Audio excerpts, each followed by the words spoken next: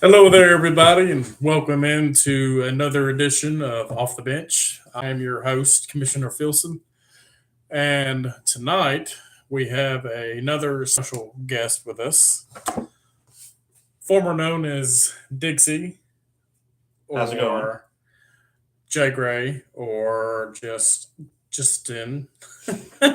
Watch it. But anyways, he is here with me to talk about the latest Lane Kiffin dilemma, whatever you want to call that. So let's dive right into it there. Justin, what are your initial thoughts? Because you are an LSU fan. Yeah, I was going to say that all my life I have been a LSU fan. This was originally when Ed Orgeron got the walking papers. He was my initial pick and went with Brian Kelly. I think that was a sour choice amongst fans, even people who weren't fans of LSU, because Brian Kelly's just he's not a likable figure. But uh, I love the hire. I don't love the circumstances that came with it. I know it's messy. I know Lane Kiffin's always been a drama queen and attention seeking, and so there's different ways to do it. You can do it with, and I mean he puts good product on the field. He has not won a national championship as a head coach. He has won it as a offensive play caller. I love the hire for Ole Miss fans.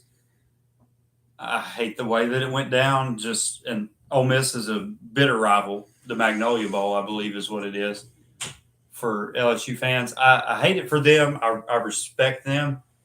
I know there's not going to be whatever love was there. Is obviously there's nothing there now. Will make his appearance back to the Vaught. I know the date has yet to be announced, but he will be returning with the LSU Tigers to coach. That'll be a good matchup. LSU also goes to Neyland, and that'll be a good matchup. But I love the hire. I love what he can bring. I know there's the uncertainty of what he might do in the future.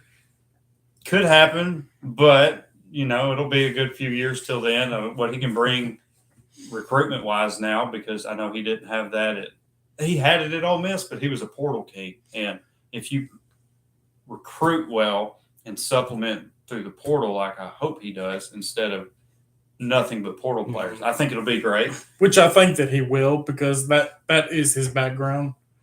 Clearly, especially from what he did at Ole Miss, um, he is proven to be a good coach, but his track record from being not the coach Yeah, it's is not that good. it's not that great. And a lot of people, you would think that he had learned his lesson from shaming fan bases and really turning his back on them and going to these other schools. But he's just the same old Lane Kiffin. Look, I get it.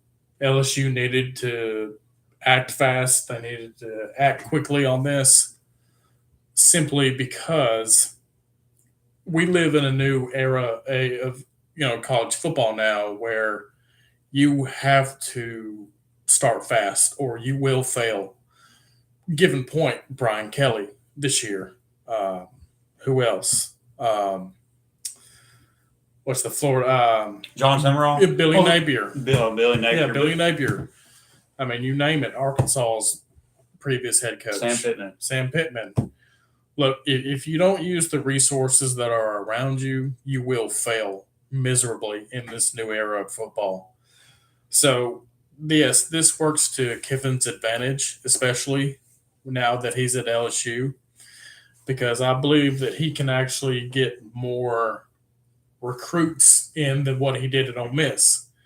So, my opinion being is that I believe he can recruit better than what he did at Ole Miss without having to go to the portal as much. Well, yeah, and it's just because it's LSU. Because Ole Miss, Oxford, their geographical location. I mean, you've got Starkville, Mississippi State Bulldogs. You've got them 2 hours in your back door. to the north, a couple hours. I mean, they're not a Power Four, but you've got Memphis, you've got all these other schools in that area. I mean, you could say Vanderbilt now. Yeah, you could say Vanderbilt now. Vanderbilt to Oxford's 3.5, 4 hours. So you've got a lot more schools in that area that'll poach your recruits, poach your talent. I mean, of course, transfer portals from coast to coast. Mm-hmm. But Louisiana's a hotbed of good recruits. I mean, Saban, yeah, he would go there for Alabama. Mm-hmm. You got Texas to the west, but still, though, there's no other competition. I mean, you could argue Tulane. Yeah, but Yeah. How big of a threat is that really?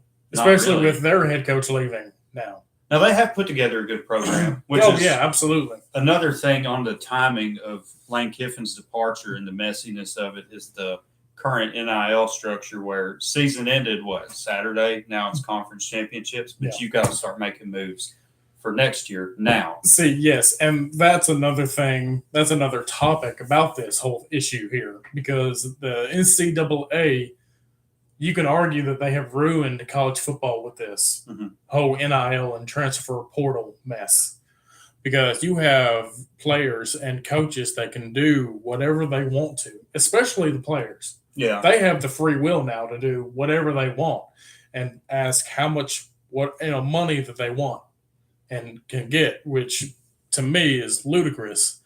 Do some players deserve money? Absolutely. But do they deserve to ask how much money they're going to get? No. Well, I don't think so. As the great Dennis Filson would say, it has really harmed the integrity of what college football was. And absolutely. I agree. It's a money game. But back then it was you would battle over rivalries, which you still do, but rivalries meant more, traditions meant more. Right. I mean, you have kids that grow up loving Auburn and being Auburn fans, but yet they're being recruited to Alabama and they're going to Alabama. Mucho dinero. Exactly. Because of the money.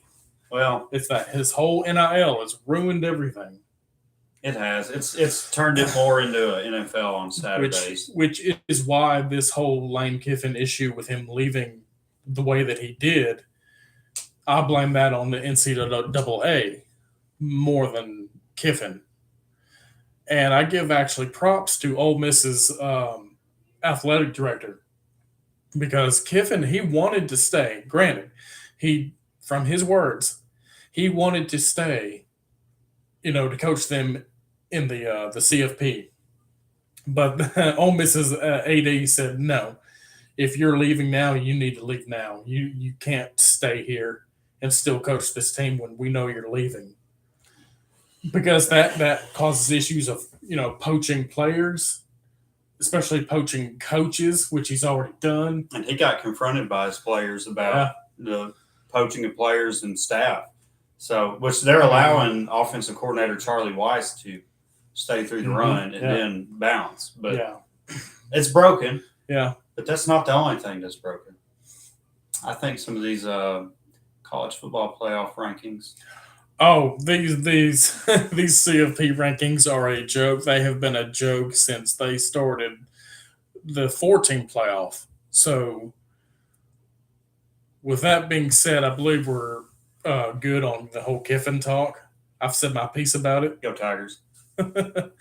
He's obviously excited. I mean, absolutely. Look, I love it. Who wouldn't be excited about a head coach that can recruit and that can go through the portal now with this new era of football? I would love it. If I was a LSU fan, but I'm not. Ed Orgeron could recruit the Louisiana boys, but Lane Kiffin has a national reach now, and I never had that. Nick Saban had it. Guess this is what the beginning feels like. We'll see. It's too early to tell. Right. We will see how Kiffin does, which I think he can actually turn that program around the way it's supposed to be, just like what he did with Ole Miss. He made history with Ole Miss, and then for him to leave. Historic for Ole Miss, what they have been historic success. I remember the Matt Luke days of Ole Miss. I remember the Houston Nutt days of Ole Miss. There was with Hugh Freeze, his high point was beating Alabama in a gunfight.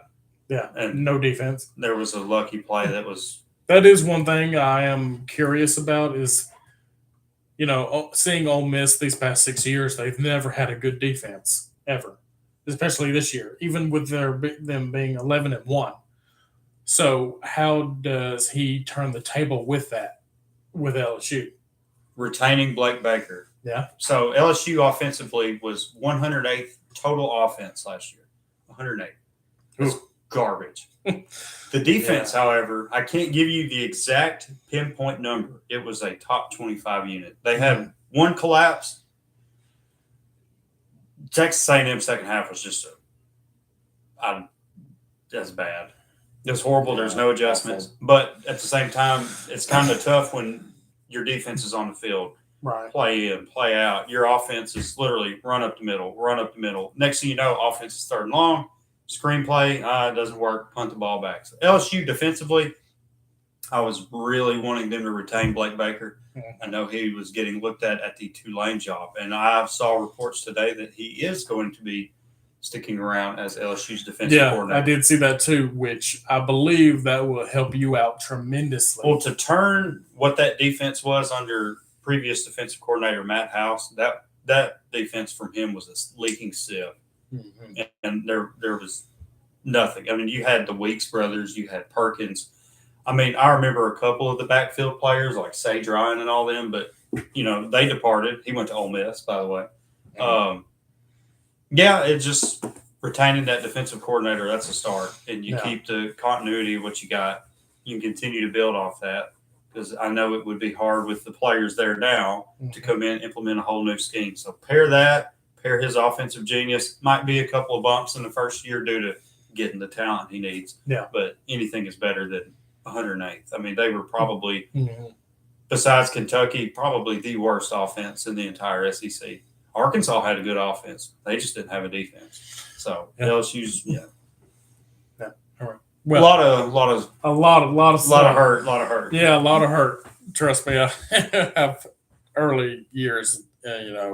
Pre-Saban was hurt for Bama as a Bama fan. But anyways, let's move on to the college football playoff rankings.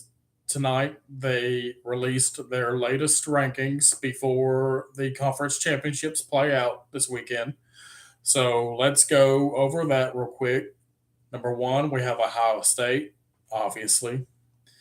2 is Indiana, which they play each other this weekend. Go Hoosiers. Yeah, go Hoosiers. But we'll get into that here in a minute. 3 is Georgia. 4, Texas Tech. 5, Oregon. 6, Ole Miss. I was surprised that they left Ole Miss at 6. I thought that they would drop because of Kiffin leaving. 7, Texas A&M. 8 is Oklahoma. 9 is Alabama. 10, Notre Dame. 11, BYU. 12, Miami. Now, 13th is Texas because they beat Texas A&M. And I don't necessarily think I agree with that, because you can obviously have, say, BYU loses this weekend.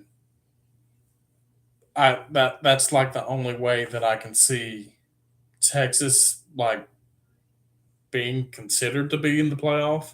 But you'd be putting a group of 5. See, and that's where I disagree with that. Why would you want to have a 12-team playoff and have a group of 5 team in there when you know damn well that they are not going to perform like a Power 4 school? I mean, North Texas, let's say they get in, okay, and they're going to play, the highest, Oregon at that point? Because the first 4 get a bye? Yeah, first 4 get a bye. Yeah, so are you kidding me? Do you really think that North Texas is going to cover or at least be in contention with Oregon? I don't think so, which is complete bullshit. So I think that the group of 5 should have their own playoff. That's just my opinion.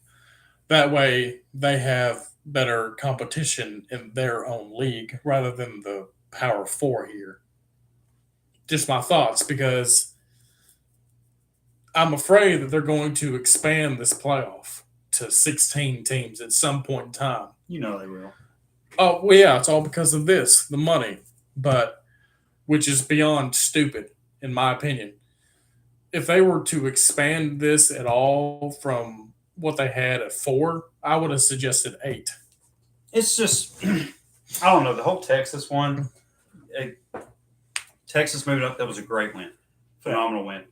Um, I just, to me, kind of they preach on, and it's what they. It seems like they base things off of records, so like your wins, losses. Yeah. But then it seems like they contradict themselves because then they preach about strength of schedule. Yeah, which But if you look at clearly you don't see that in these rankings. well, 'Cause that's the that thing. doesn't So matter. they're like, oh well, Texas beat Texas A&M, so that's a good win, 9-3, whatever. Oh, they beat Vanderbilt, but then you don't look at that they lost to Florida. They did lose to Ohio State at the beginning of the year. You did mention that off the camera a little bit earlier. They were ranked 1. Ohio State was 2. It was at the shoe. Yeah. But okay, yeah, you beat Vanderbilt, then you beat Oklahoma. You beat A&M, but you lose to Florida. I can't even recollect who their other loss is right now, and that's just it's drawing my mind. Yeah, But either way, to me, look, if you were going to schedule these tough, like scheduled opponents, then you should be able to beat them. And you clearly Texas. Okay, look, yes, they scheduled these tough opponents, but did they win? No. So that's why they are 9-3. I don't see why you should reward that at all. but they're rewarding. It seems like they're setting that up to potentially be a reward, and they're going to base it off of strength of schedule. But then you've got Notre Dame, who's 10-2. Tell me their big win. I couldn't tell you. They almost beat Texas A&M, USC, but they didn't. USC, my bad. I'm sorry. Oh, they beat USC, the mighty Trojans. But USC's back, y'all. you lose to Miami. Yes, beginning of the year. Mm-hmm. Which that's a whole. Don't even get me started on the ACC. That's so. Their conference as a whole this year has been absolute shit. You got a 10-2 garbage. Virginia Cavaliers and a 7-5 Duke Blue Devil team in the championship. When I don't. See, and then that's another thing. To me, that doesn't make any sense. Because wouldn't you think you would put the best team in that conference in the champion? But that's what the SEC used to be, though, East and West. I know. I hated the East and West split to begin with. I agree with you. But now, with the playoff format they have in mind, and if they really do preach, and I know it's not 100% guaranteed, but they want conference champions. I mean, what just hypothetically speaking, in the world whatever that people would think, Duke beats Virginia. Then you've got, not in counting a bowl win, but you've got a 7-5 Duke in the playoff. And then you'll have a 10-2 Vanderbilt out. It's just whack. I know it is. See, and that brings up another discussion of getting rid of these conference championship games. Because really, how much does it matter now? It really does. It actually hurts you more. Because look at this. Bama plays Georgia this weekend.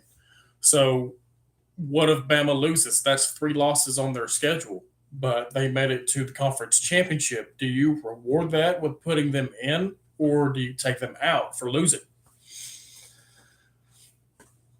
The only way I think if Alabama lost and they would get kicked out of the college football playoff, if it was a is blowout, if it was a blowout, just a rout. Yeah, and it's don't know. We don't know. It could be, or it could not be.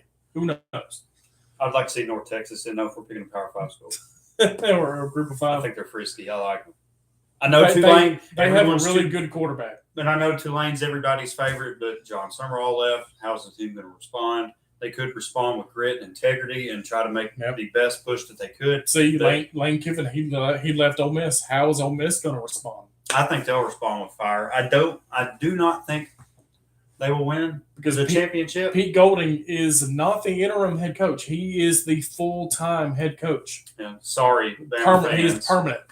Sorry, Bama fans. I know his defense at Ole Miss has never been top notch. And I remember his defense at Alabama. Yeah, I was happy the day that he left Ole Miss. They costed some games. Alabama at Ole Miss. Yeah. So it's. Yeah. But how are you gonna justify putting Miami back of Notre Dame when the head-to-head matters? Clearly, I believe the head-to-head matters. See, to the CFP, yes, the head-to-head matters, okay, and the strength of schedule matters. But right now, it doesn't matter. Because Notre Dame, I think, is a bigger brand. Money, and it's. I can see that.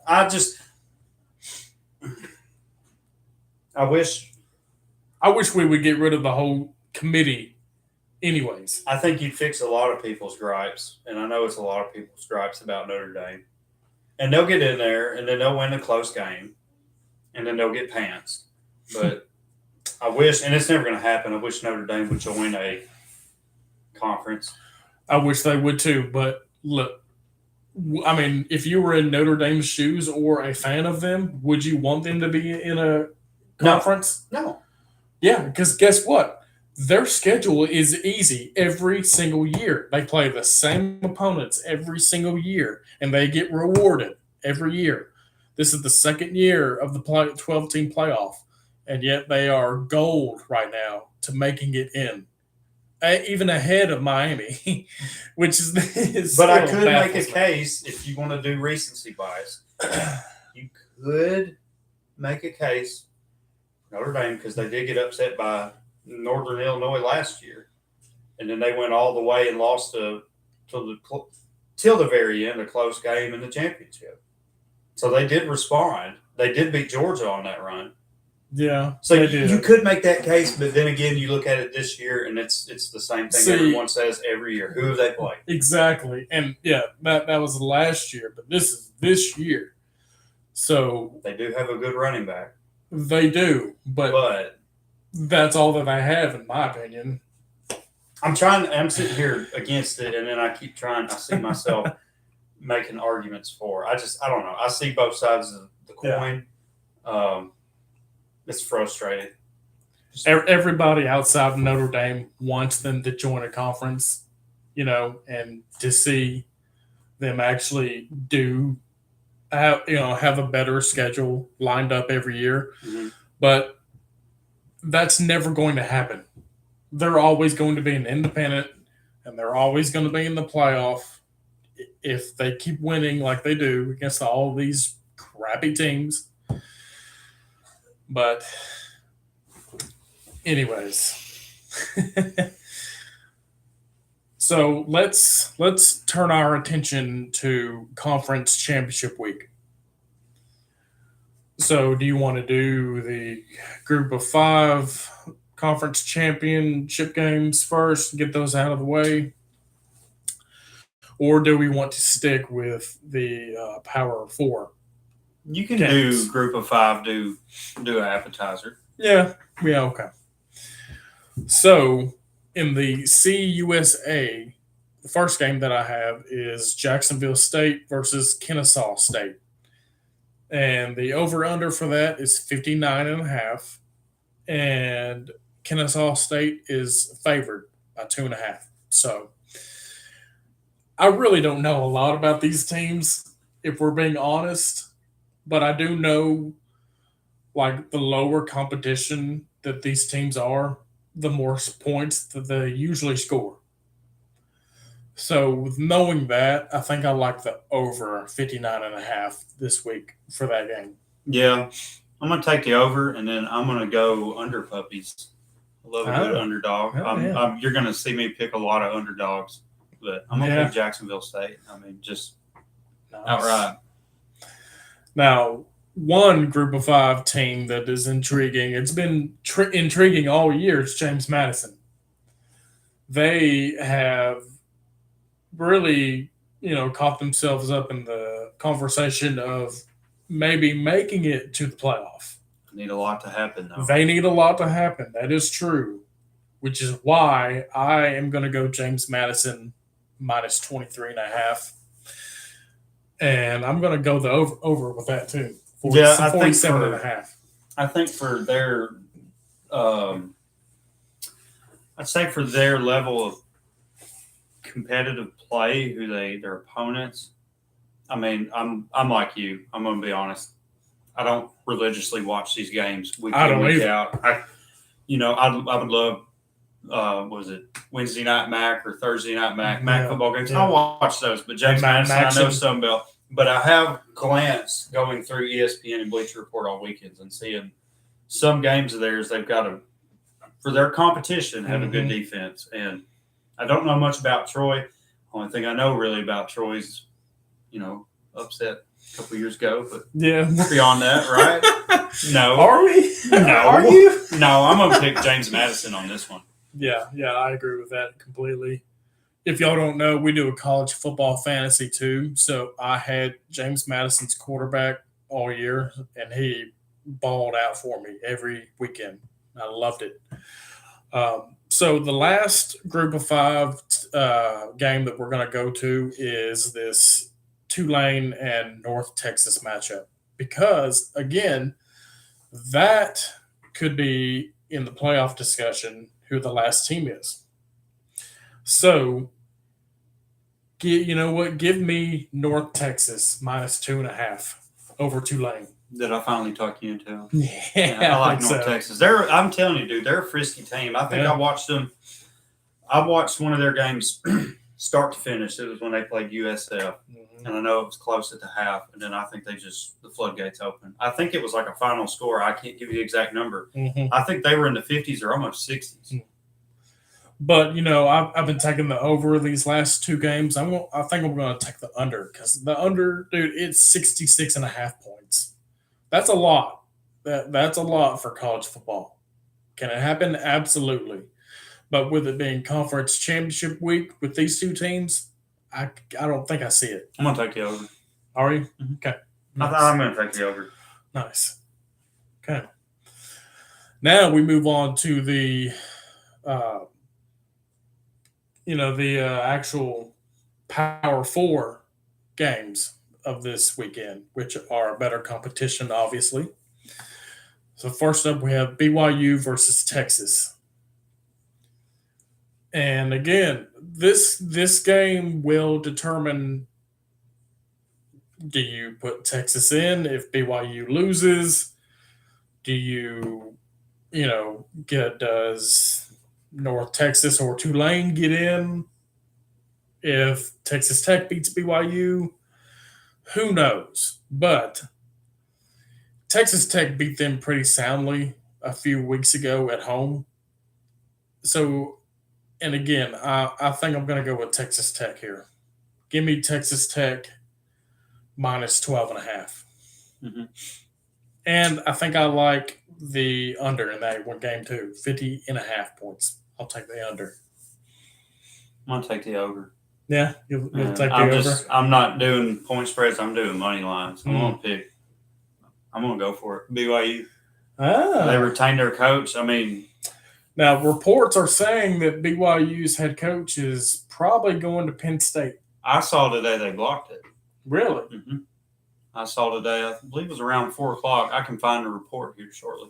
Yeah. But I don't think you're going to have that same defensive slugfest you had in the first go around. I don't. I mean, I could be wrong, and people are going to look back on this, and they're going to be like, you stink, horrible pick. I'm going to pick it. I'm going to take BYU money line straight up, and I'm going to pick the over. That's why we pick these games, all right? It's a 50-50 shot, and we love doing it because we love football, all right? So our next game is Virginia versus Duke. Honestly, the ACC has been unwatchable this year for me, and I haven't watched a single game besides that Miami game against Notre Dame, first game of the year. So, you know what? Give me Duke plus 3.5 to cover on Virginia, and maybe even to beat Virginia. That's a pretty I bold think so. statement there, Cotton. And give me the under 57.5. I don't see either of these teams scoring over 20 in this game.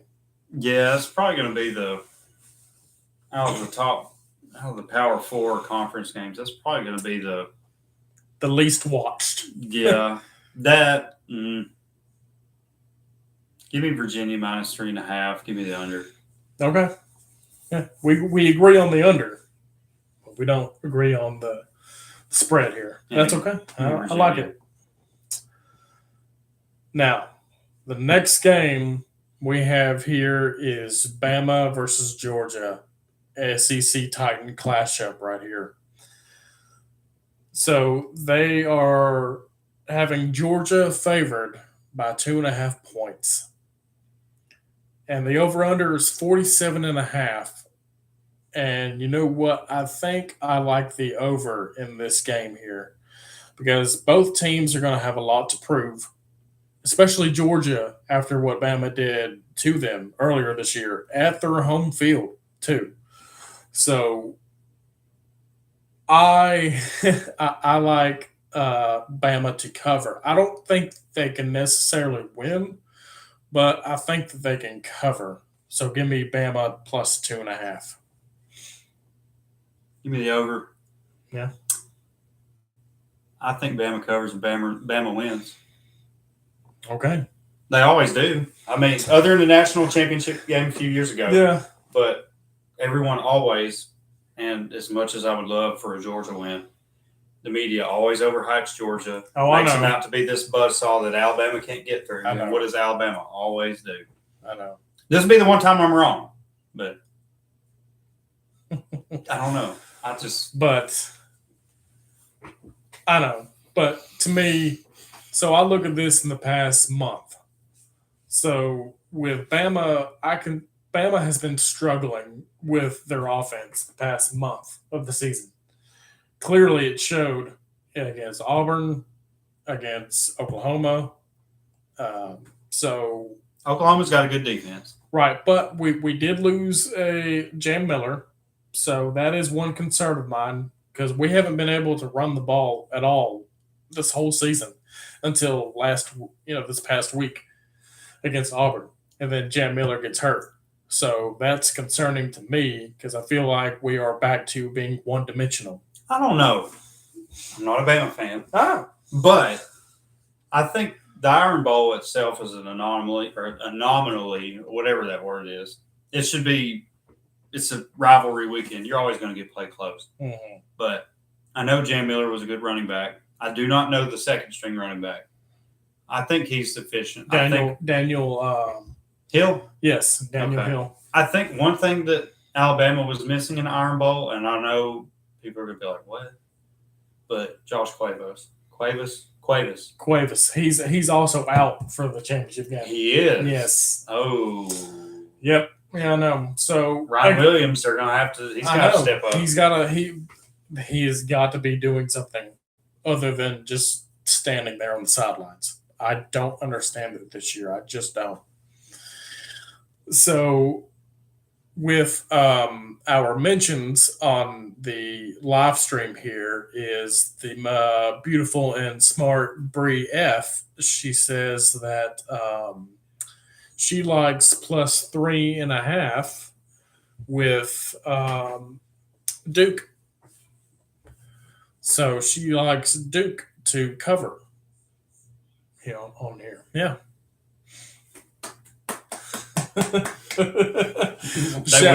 They will. Yeah, shout out to my beautiful wife.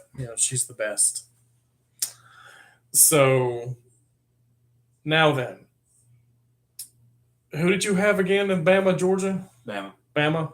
Okay. I don't know, though, because Jeremy Bernard, he's proven top dog. And then you've got... He's been the best receiver of the entire season. Isaiah Horton, too. I know. He's also good. I don't think you can... With that being said, man, look, we're naming receivers, but we're not naming the running backs. So, to me, I feel like... I think the coverage... being one-dimensional. I don't know. I don't like it. If you get Ryan Williams, if he contributes early, and you get Jeremy Bernard, Isaiah Horton, hit them with the vertical passing threat, Mm-hmm. I think that'll shift away the whole defensive focus. Mm-hmm. Now, they could put the clamps down and then shut down the run game, but yeah, it's Bama.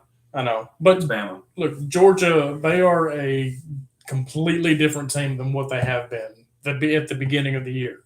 Their defense has looked better. Their offense has been clicking on all cylinders. So that's what I'm afraid of coming into this game because we still look like the same. We don't look like Georgia, though, like too. Georgia. I know a lot of people look at Georgia scores. Like, who was it they played? It's like 2 weeks ago. It was a small school, and they won like 35-3.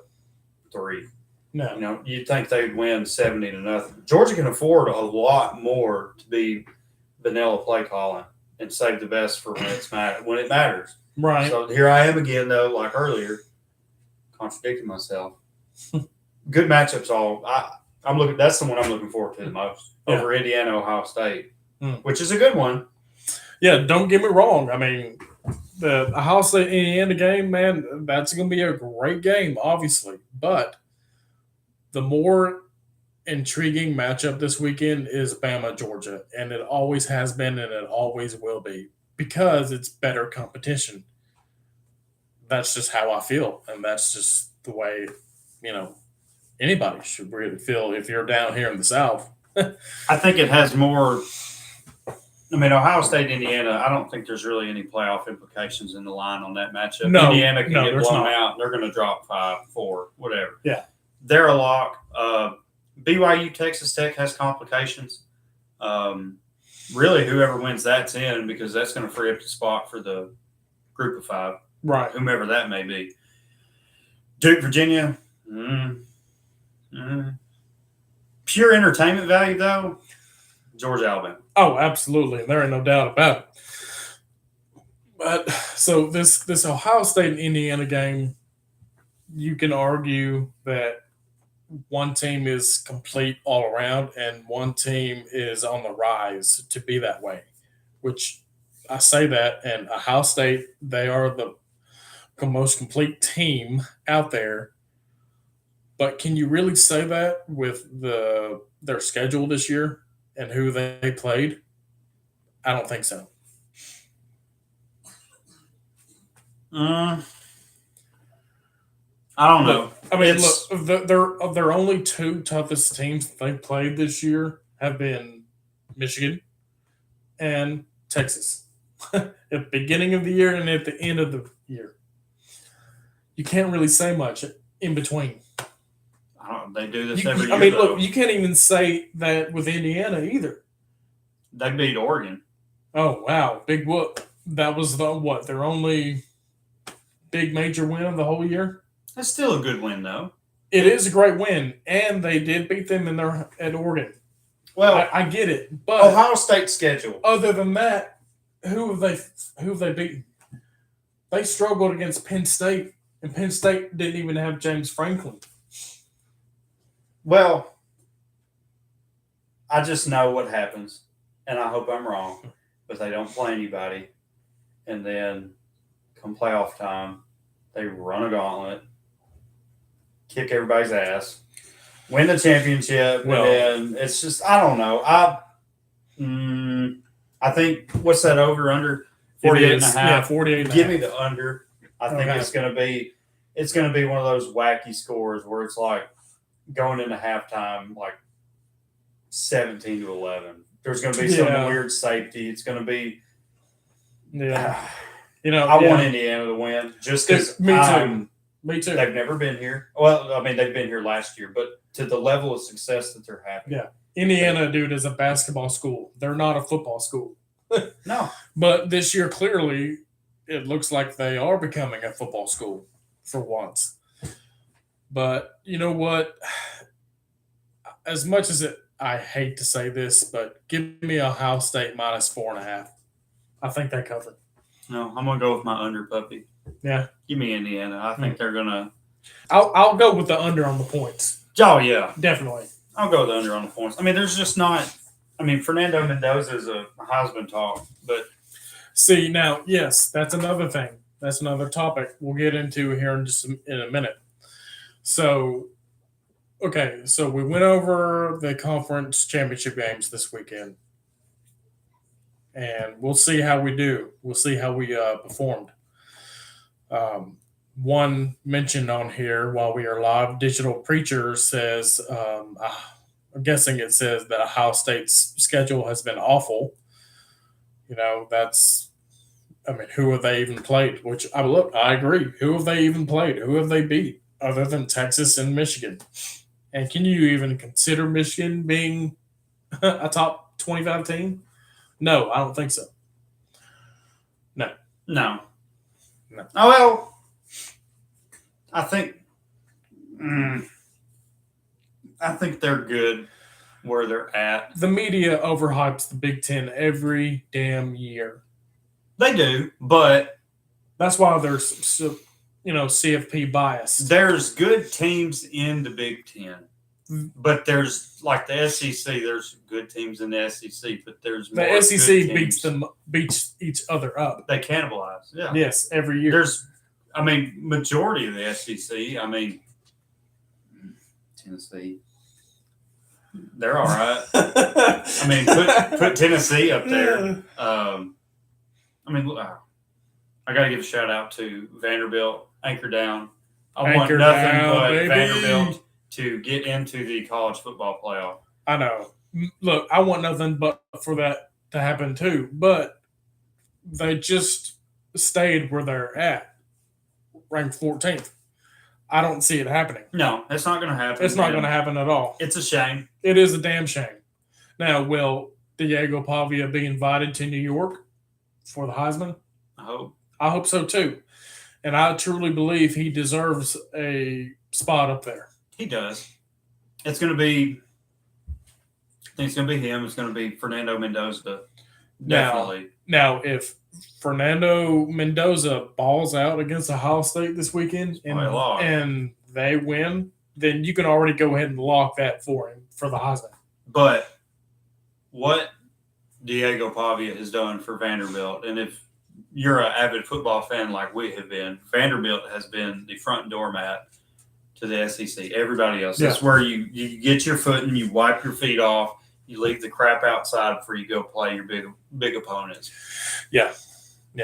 Now, look at them. I know. Good for them. I know. Diego Pavia single-handedly has changed that program around to the likes of where I have never seen them ever in my lifetime be this good. I hope they continue the success. I really hope that they do too. And I can see it happening. No free shout outs. We have a lot of Vanderbilt fans. PJ Jacob. But no free shout outs. I'm happy to see them. I don't know. It's gonna not. I'm not trying to make it sound sappy, but to see them, lifelong Vanderbilt fans, be invested into this season alone, like they have been. It's good to see that. It really is, because it makes the SEC look better when a team like that for years have been shit, and now look at them. They've been in the playoff conversation for weeks now until the last 2 weeks, 3 weeks. Well, I know even a good bowl game, which those have been diluted heavily with cost. They don't mean much anymore. No, they don't, which is a damn shame. That because that used to be a reward for your players and for your coaches at the end of the year. You don't make the playoffs, oh well, I'm gonna opt out, or I'm gonna transfer. That whole issue is just complete garbage, anyways. But anchor down. So, for my 4 Heisman finalists, give me Diego Pavia, give me Mendoza, Julian Sand, and that Notre Dame running back. Jeremiah Love. Now, don't get me wrong, Jeremiah Love has had a really great season, but there hasn't been much attention on him at all. So if I had to guess who's going to win that Heisman, it would have to be it has to be between him or Mendoza. I agree with your Heisman rankings. I do want to throw this out there, though, Yeah. just to see the ever-changing landscape of college football as what it is. Who was the – I'm just going to go ahead and say who was the top three – they were quarterbacks beginning of the year to be Heisman favorites. And then after – I'll tell you who at least I believe the hype was around. It was Arch Manning. That was obviously – Okay, we'll say four. We'll say four. That was one I – Then Nussmeier. Yeah. I'm going to say Ty Simpson. No. Okay. Well, Lenore Sellers. Okay. Yep. And then Lenore Sellers. Yep. That's true. Kay Klubnik. Yep. And look at this. It's just something for me to look at now because I thought about it the other day of Garrett Nussmeier had all this hype. Lenore Sellers did. Kay Klubnik, Arch Manning. Now, Arch has kind of started to elevate his game as the season progressed. He did get better, but Garrett was a bust. Yeah, you would have thought that Norris was a bust. I think Shane Beamer failed him. I agree. I think, which that's a whole other different topic. But either way, I agree with your Heisman list. It's just I like looking at what it shapes out to be, right, versus what it was anticipated to be. So you never know. I know you never know, but with your prediction, who's your Heisman winner? And granted, now look, we don't even know who's being invited to New York right now. I think it'll be Fernando. Mendoza? Yeah, I just think Pavia is great. Pavia has been awesome. But if you compare what Vanderbilt has been versus what Indiana has been, and both of them have been doormats to their respective conferences, but Indiana has been in an abyss of hell. They have been, big-time matchups routed. All the time. And now here's Indiana. Yeah. Like, people are like, what the hell's a Hoosier? Well, I guess they're going to find out. Yeah. Yep. So my prediction is going to be Jeremiah Love. And the obvious, and who I want it to be, is Diego Pavia. But I have a feeling that they're going to show Notre Dame so much love, which they already have. So give me Jeremiah Love to win that Heisman. Now, I'm going to lock my Fernando Mendoza down, especially if this weekend, like you said, he has a good weekend. If he goes out and balls out, you can kiss that Heisman goodbye to anybody else. And he was also a player on my college fantasy team. Yeah. I was impressed. Yeah. So. But that's fantasy. That's fantasy. Right. So we went over Kiffin. We went over the rankings. We went over Heisman. Let's see if we can turn our attention to the NFL, or we can save it for another day. That's totally you. I think we can. We'll save it for another day. Thank you, Justin, for coming on the show. Thank you for having me. It means a lot. I've been looking forward to this. To have guests on. I would love to have a guest on every week. Sometimes it doesn't happen due to schedules. I get that, obviously.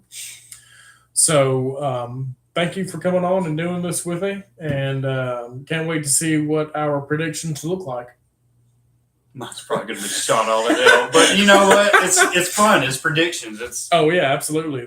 This is what it's about.